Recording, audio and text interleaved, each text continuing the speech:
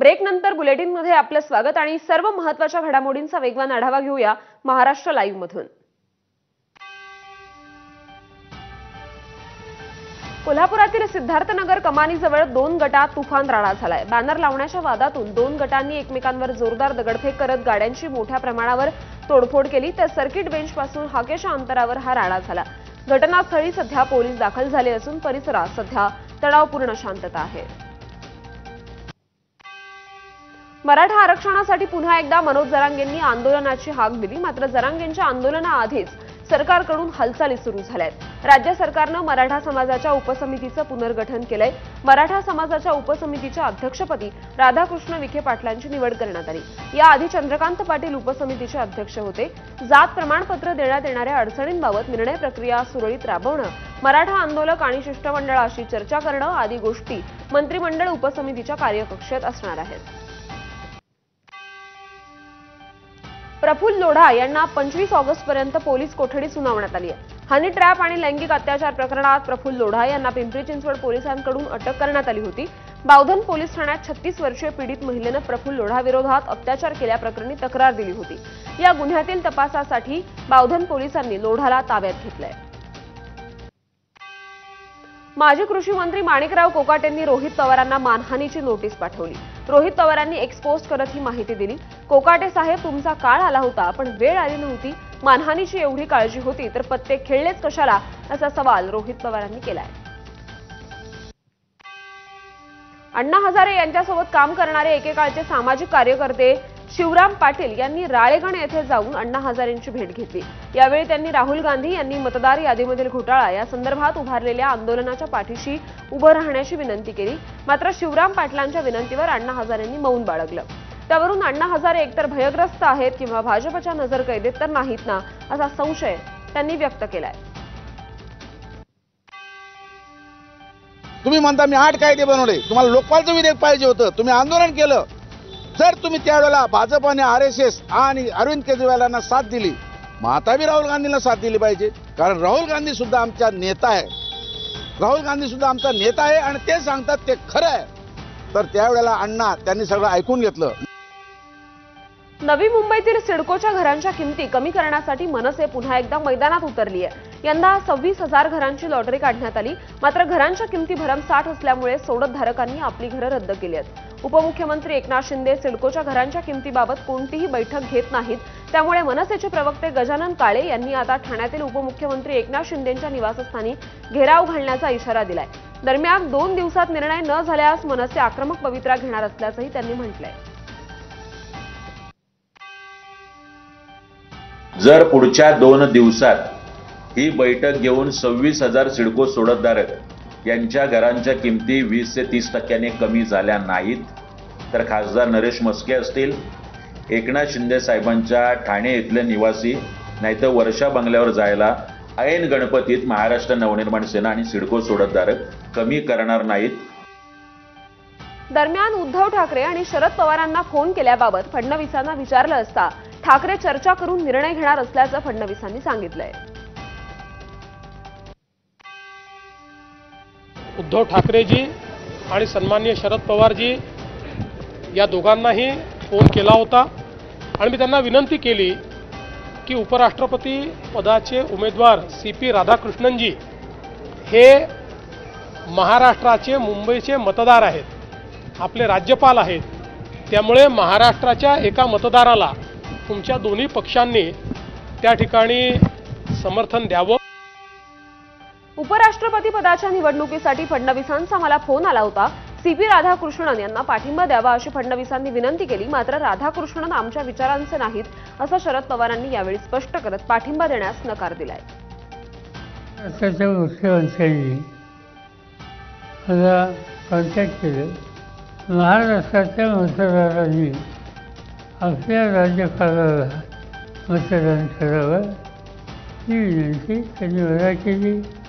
त्यांनी सांगितलं शक्य नाही। नंतर मला कोणतं विचारलं का शक्य नाही, तर शक्य नाही सरळ सरळ आहे की आमच्या विचाराचे नाही।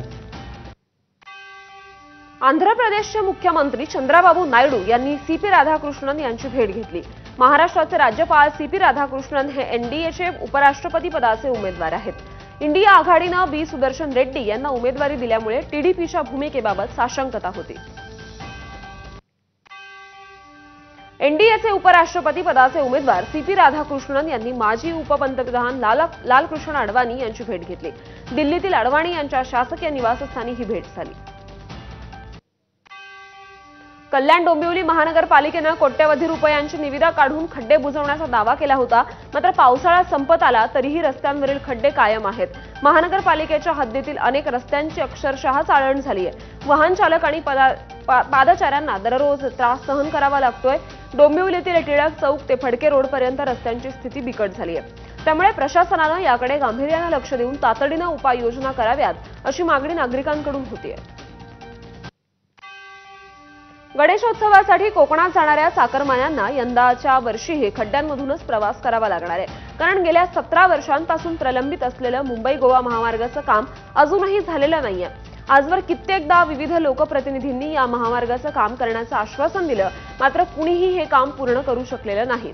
नागोठणे, कोलाड, लोणेरे या भागामध्ये रस्त्यांची अक्षरशः चाळण झाली आहे। पालघर जिल्ह्यातील सफाळे घाट पुन्हा एकदा खड्ड्यांमुळे चर्चेत आलाय। शुक्रवारी दुपारी मोठ्या खड्ड्यांमुळे दुचाकी घसरून रेवती किंद्रा या महिला गंभीर जखमी झाल्या। त्यांचा मुलगा मंगेश त्यांना बँकेत घेऊन जात असताना घाटातील खड्ड्यात अचानक गाडी गेल्यानं दुचाकी घसरली। स्थानिक युवकांनी तात्काळ मदत करत त्यांना सफाळे ग्रामीण रुग्णालयात दाखल केलं। या घटनेनंतर नागरिकांनी प्रशासनाच्या निष्काळजीपणावर तीव्र संताप व्यक्त केला। वारंवार खड्डे बुजवण्याची मागणी करून देखील प्रशासन लक्ष देत नसल्यानं नागरिकांमध्ये संतापाचं वातावरण बघायला मिळतं। मुंबईसह उपनगरांमध्ये गेल्या काही दिवसात झालेल्या पावसामुळे रस्त्यांवर खड्ड्यांचं साम्राज्य निर्माण झालंय। त्यामुळे नागरिकांना मोठ्या अडचणींना सामोरं जावं लागत होतं। या रस्त्यांच्या दुरावस्थेवर ABP माझानं आवाज उठवला आणि आता ABP माझाच्या कॅम्पेनचा मोठा परिणाम झालाय। मुख्यमंत्री देवेंद्र फडणवीसांनी मुंबई महापालिका आयुक्त भूषण गगराणींना खड्ड्यांसंदर्भात फोन करून चर्चा केली आहे। तसंच खड्डे लवकरात लवकर बुजवण्याचे आदेशही दिले। तर गणेशोत्सवापूर्वी मुंबईतील सर्व रस्त्यांवरील खड्डे हे पूर्णपणे भरा असे निर्देश मंत्री आशिष शेलार यांनी अधिकाऱ्यांना दिले आहेत। गणपती बाप्पा आपल्या येण्याआधी खड्डेमुक्त मुंबई करण्याच्या दिशेने आजच्या बैठकीत येत्या 3-4 दिवसात काम पूर्ण करून रिपोर्ट देण्याबद्दलचे निर्देश त्या ठिकाणी दिलेले आहेत। दरम्यान गणेशोत्सवापूर्वी सगळे खड्डे बुजवले जातील असं आश्वासन मुंबईचे सहपालकमंत्री मंगल प्रभात लोढा यांनी दिलंय। तसंच पालिकेनं खड्डे बुजवण्याचं काम सुरू असल्याचंही लोढा म्हणाले। पालिकाने काम सुरू केलंय, ते गणपती आल्याच्या पूर्वी सर्व खड्डे बुजवून जातील। पालिकाने काम सुरू केलंय, ते गणपती आल्याच्या पूर्वी सर्व खड्डे बुजवून जातील।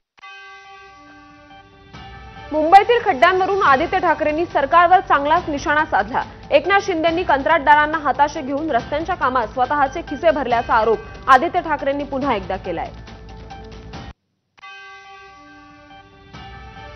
नाशिकच्या जय भवानी रोड परिसरात परप्रांतीय आणि मराठी वाद पुन्हा एकदा समोर आला। गाडी शिकणाऱ्या एका परप्रांतीय व्यक्तीनं या भागातील एका गाडीला धडक दिली। त्यानंतर त्यानं मराठी लोकांची लायकी नाही, मराठी लोक भंगार आहेत असं म्हणत अरेरावी केल्याचा आरोप आहे। या घटनेची माहिती स्थानिकांनी मनसे पदाधिकाऱ्यांना दिली। समज देतानाही परप्रांतीय व्यक्ती अरेरावी करत मराठी बोलण्यास नकार देत असल्यानं मनसे पदाधिकाऱ्यांनी त्याला चोप दिला। उपराष्ट्रपती पदासाठी पुण्याच्या दौंडमधील उमेश म्हेत्रे यांनी उमेदवारी अर्ज दाखल केलाय। उपराष्ट्रपती निवडणुकीत उमेदवारी अर्ज दाखल करणारे सर्वात कमी वयाचे उमेश म्हेत्रे उमेदवार आहेत। उमेश म्हेत्रे हे एका सामान्य शेतकऱ्यांचा मुलगा आहेत। कर्नाटकचे उपमुख्यमंत्री DK शिवकुमार यांनी विधानसभेत राष्ट्रीय स्वयंसेवक संघाची प्रार्थना गात सगळ्यांना आश्चर्याचा धक्का दिला। भाजपचे R अशोक यांनी शिवकुमार तुम्ही संघात गेला होता असं म्हटलं। त्यावर शिवकुमार यांनी चक्क नमस्ते सदा वत्सले या प्रार्थनेतील काही ओळी गाऊन दाखवल्या। लहानपणी संघ शाखेत गेलेलो आहे असं शिवकुमार यांनी सांगितलं। ट्रेडिंग गुरु अवधूत साठेच्या कर्जतमधील अकादमीवर सेबीनं छापा टाकला। 36 तासांच्या शोध मोहिमेनंतर डिजिटल उपकरणं आणि ट्रेडिंग डेटा तपासासाठी जप्त करण्यात आले आहेत। पेनी शेअर्सची जाहिरात करून गुंतवणूकदारांची दिशाभूल केल्याची तक्रार प्राप्त झाल्यानंतर सेबीनं छापेमारी केली आहे। कोल्हापुरातील एका जागेवरून नवा वाद निर्माण झाल्याचं बघायला मिळतंय। तब्बल 6 एकर जागेसाठी अखिल भारतीय मराठा महासंघ, मराठा स्वराज्य भवन ट्रस्ट आणि महायुतीचे आमदार अशोकराव माने यांच्यामध्ये वाद निर्माण झालाय। खरं तर ही जागा आता कोल्हापुरातील आमदार अशोकराव माने यांच्या सावित्रीबाई फुले महिला सहकारी औद्योगिक वसाहत लिमिटेड या संस्थेला देण्याचा निर्णय मंगळवारी राज्य मंत्रिमंडळाच्या बैठकीत घेण्यात आला। मात्र याच जागेवर आता अखिल भारतीय मराठा महासंघ आणि मराठा स्वराज्य भवन ट्रस्ट यांनी आक्षेप घेऊन ही जागा मराठा भवनासाठी मिळावी अशी मागणी केली आहे। या जागेची मराठा समाजाची नाळ जोडलेली आहे आणि आपण यामध्ये आम्हाला सहकार्य करा आणि यासाठी आम्ही सोमवारी मराठा समाजातल्या बुजुर्ग मंडळींची बैठक घेऊन पुढील दिशा ठरवणार आहोत।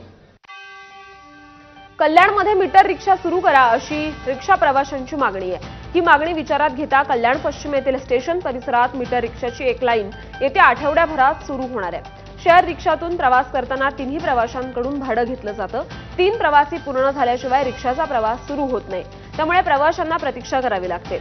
मीटर रिक्षानं मीटर डाऊन करताच प्रवास सुरू होतो। अनेक प्रवाशांना इच्छित ठिकाणी पोहोचण्याची घाई असते, वेळेत पोहोचण्याकरता त्यांना मीटर रिक्षा हवी असते। अहिल्यानगर जवळील श्री क्षेत्र शनी शिंगणापूरला या वर्षातील शेवटची शनी अमावस्या असल्यानं लाखो भाविक दर्शनासाठी दाखल होत आहेत। देवस्थान समितीनं किमान 7 लाख भाविक शनी दर्शनासाठी येतील असा अंदाज व्यक्त केलाय। भाविकांची गर्दी लक्षात घेता प्रशासनानं आवश्यक व्यवस्था आणि सुरक्षेची तयारी केली आहे। भाविकांना मौल्यवान वस्तूंची तसंच स्वतःची काळजी घेण्याचं आवाहन मंदिर प्रशासनातर्फे करण्यात आलं आहे। वर्सोवा समुद्रातील घाण पाण्यात गणपती विसर्जन होऊ देणार नाही, पालिका अधिकाऱ्यांसोबतच्या बैठकीत रवींद्र वायकर यांनी असा इशारा दिलाय। लवकरच मुख्यमंत्री उपमुख्यमंत्र्यांसोबत चर्चा करणार असं वायकर म्हणाले। मुंबईतील सार्वजनिक गणेशोत्सवाच्या तयारीचा रवींद्र वायकरांनी आढावा घेतला। जेवढं काही स्ट्रॉ मटेरियलची घाण आणि सिव्हर लाईन आहेत या त्या वास्तव्याच्या तिथेच सोडल्या जातात। म्हणजे एका बाजूला आम्ही गणपती विसर्जन करतो आणि दुसऱ्या बाजूला हा संपूर्ण ड्रेनेज हा तिथेच टाकतोय आणि या दृष्टीने मी केंद्रामध्ये देखील पत्रव्यवहार केलं, राज्याच्या पत्र केलं आणि मुंबई कॉर्पोरेशनमध्ये घेतलंय आणि मग आता बैठक देखील घेतोय। माननीय मुख्यमंत्री उपमुख्यमंत्री आणि कमिशनर यांच्याबरोबर देखील आता थोड्या दिवसात म्हणजे 20 तारखेला वगैरे बैठक घेतोय मी। त्यामध्ये हा इथे STP बसवणे अत्यंत गरजेचं आहे। गणेशोत्सवासाठी कोकणात जाणाऱ्यांसाठी खास मोदी एक्सप्रेस सोडण्यात येते।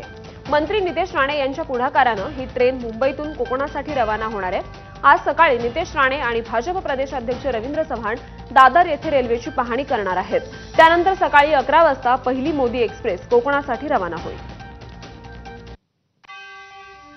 ऑनलाईन गेमिंगच्या विधेयकावर राष्ट्रपतींनी स्वाक्षरी केली आहे, त्यामुळे विधेयकाचं आता कायद्यात रूपांतर झालंय। या नव्या कायद्यामुळे फॅन्टसी गेमिंग ॲप ड्रीम11 वर गेम खेळून कोट्याधीश बनण्याचं स्वप्न पाहणाऱ्यांना मोठा धक्का बसलाय।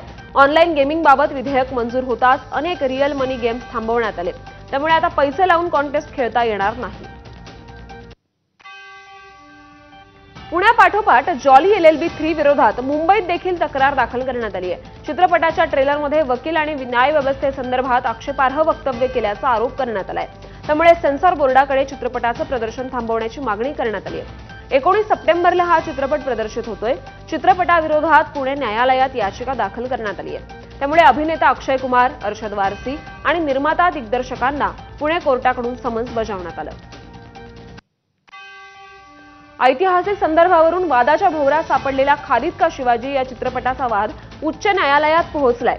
न्यायालयानं प्रदर्शनाच्या स्थगितीच्या निर्णयात तूर्त हस्तक्षेपास नकार दिला असला तरी स्थगितीला मुदतवाढ देण्यापूर्वी याचिकाकर्ते आणि चित्रपट निर्मात्यांना सुनावणी देण्याचे आदेश न्यायालयानं सेन्सॉर बोर्डाला दिले आहेत। चुकीच्या तक्रारींच्या आधारे नोटीस देण्यात आली आणि बाजू न ऐकताच चित्रपटाच्या प्रदर्शनाला स्थगिती देण्यात आली असा दावा याचिकेत करण्यात आलाय। गणेशोत्सवात भजनी मंडळांना भांडवली अनुदान आता मिळणार आहे। 1800 भजनी मंडळांना भजन साहित्य खरेदी करण्यासाठी अनुदान मिळेल। सांस्कृतिक कार्यमंत्री आशिष शेलार यांनी अशी घोषणा केली। भांडवली अनुदानापोटी 25,000 रुपये वितरित करण्यात येणार आहेत, तर अनुदानासाठी 23 ऑगस्ट ते 6 सप्टेंबर दरम्यान ऑनलाईन अर्ज करता येणार आहे। नाशिक शहरामध्ये 50 वर्षांपेक्षा जास्त काळापासून बीडी भालेकर मैदानात गणेशोत्सव साजरा होतो। मात्र या मैदानात गुन्हेगारांचा वावर आणि दुर्गंधीची समस्या वाढली आहे। शिवाय प्रशासनाकडून अपुऱ्या सुविधा मिळत असल्यानं गणेश मंडळाकडून नाराजी व्यक्त केली जाते. हैदराबादमधील एका गणेशोत्सव मंडळानं ऑपरेशन सिंदूरचा देखावा साकारला. पहलगाम हल्ल्याला उत्तर देणारा वायुसेनेतील जवानाच्या रूपातला बाप्पा विराजमान झालाय. या देखाव्यात ब्रह्मोससह विविध मिसाईल्स देखील दाखवण्यात आल्या. छत्रपती संभाजीनगर शहरातील संभाजी कॉलनीमध्ये 2 कुटुंबांमध्ये गणपती बसवण्यावरून वाद झाला. एका कुटुंबावर चाकूनं तर दुसऱ्यांकडून दगडानं हल्ला करण्यात आला. यात 6 जण गंभीर जखमी झालेत. जखमींना शहरातील खासगी रुग्णालयात दाखल करण्यात आलंय. मंत्री नितेश राणेंनी सिंधुदुर्गातील मटका अड्ड्यांवर धाड टाकत कारवाई केली. यावरून राणेंवर टीका करण्यात आली. दरम्यान पालकमंत्री या नात्यानं कारवाई केल्याचं नितेश राणेंनी स्पष्ट केलंय. मी कुठल्या खात्याचा मंत्री आहे हे मला जाणीव आहे, पण मी सिंधुदुर्ग जिल्ह्याचा पालकमंत्री पण आहे. कदाचित आमच्या रोहित पवारांना कळत नसेल तो, कारण अजून लहान आहेत, ते पहिल्या टर्मचे आमदार आहेत, म्हणून त्यांनी पहिली माहिती घ्यावी आणि माझ्यावर बोलावं. मी जिल्ह्याचा पालकमंत्री म्हणून माझी नैतिक जबाबदारी स्वीकारून मी कालची कारवाई केलेली आहे. मी मत्स्य व्यवसाय आणि बंदर खात्याचा मंत्री, हे मला चांगलं माहिती आहे, त्याच्यावर तुला सांगण्याची मला गरज नाही. उल्हासनगर कॅम्प 1 मधील साधुबेला परिसरात असणाऱ्या तेजुमल चक्कीमध्ये एक धक्कादायक घटना घडली आहे. गुन्हेगारी पार्श्वभूमी असलेला समाधान सोनवणे हा तरुण दुकानात शिरला. दुकानदार उत्तम तेजुमल वासवानी यांना मारहाण करत आणि चाकूचा धाक दाखवत त्यांनी पैशांची मागणी केली. हा संपूर्ण प्रकार सीसीटीव्हीमध्ये चित्रित झालाय.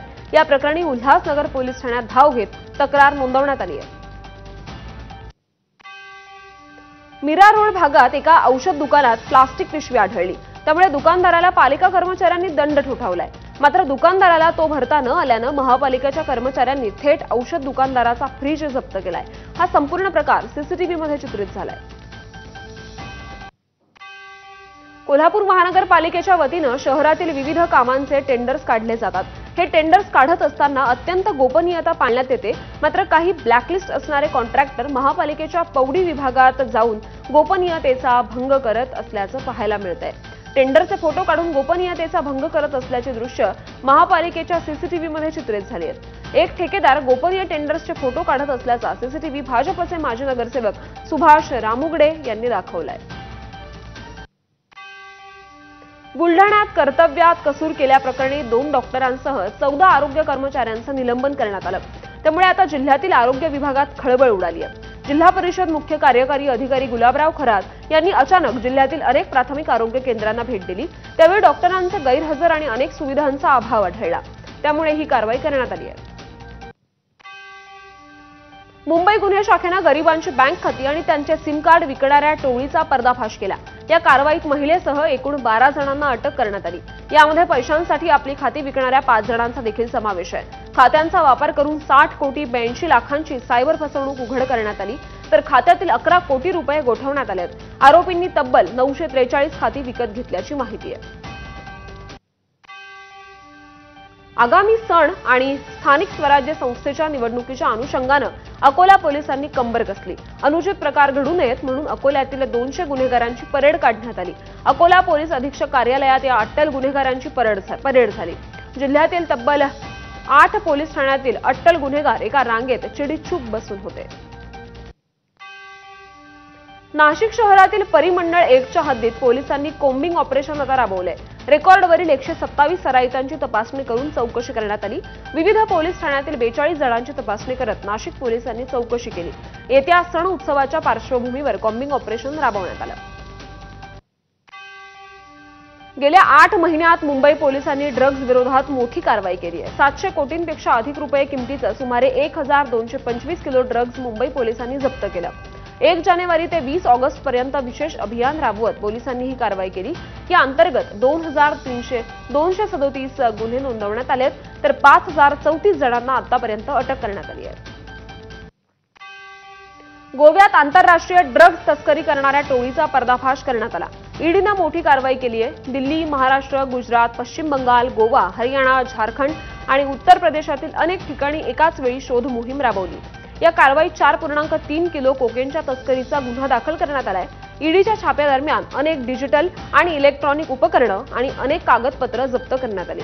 तसंच मनी लॉन्ड्रिंगसाठी वापरल्या जाणाऱ्या बँक खात्यांनाही गोठवण्यात आलं.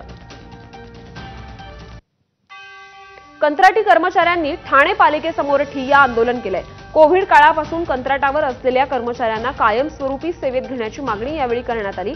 भाजप आमदार संजय केळकर या आंदोलनामध्ये सामील झाले। नांदेडच्या मुखेड तालुक्यातील हसनाळ येथील ग्रामस्थ आता आक्रमक झालेत। लेंडी धरणाच्या अभियंत्याला अटक करण्याची मागणी यावेळी करण्यात आली। हसनाळ, रावणगाव, भासवाडी, भिंगोली, मुक्रमाबाद या भागात लेंडी धरणाचं पाणी गावात शिरलं होतं। लेंडी धरणाच्या पाण्यामुळे अनेक शेकडो एकर शेती आणि घरांचं नुकसान झालं होतं। त्याचबरोबर काही जणांचा मृत्यू देखील झालाय। या सर्व घटनेस लेंडी धरणाचे अभियंता तिडके हे जबाबदार असून त्यांनी गावकऱ्यांना तिडके यांनी अंधारात ठेवलं, त्यामुळेच ही जीवितहानी झाली असल्याचा आरोप अतिवृष्टीग्रस्त नागरिकांनी केला आहे। ठाण्यातील किसन नगर 3 या भागातील 35 ते 40 वर्षीय जुन्या पंचशील इमारतीचा काही भाग कोसळला। ही धक्कादायक घटना म्हणजे ही इमारत पावसाळ्यापूर्वीच प्रशासनानं C2 कॅटेगरीमध्ये घोषित केली होती, तरी देखील या इमारतीमध्ये 60 ते 70 कुटुंब राहत होते। या घटनेत कोणतीही जीवितहानी झाली नसली तरी नागरिकांच्या सुरक्षिततेचा प्रश्न सध्या ऐरणीवर आलेला आहे।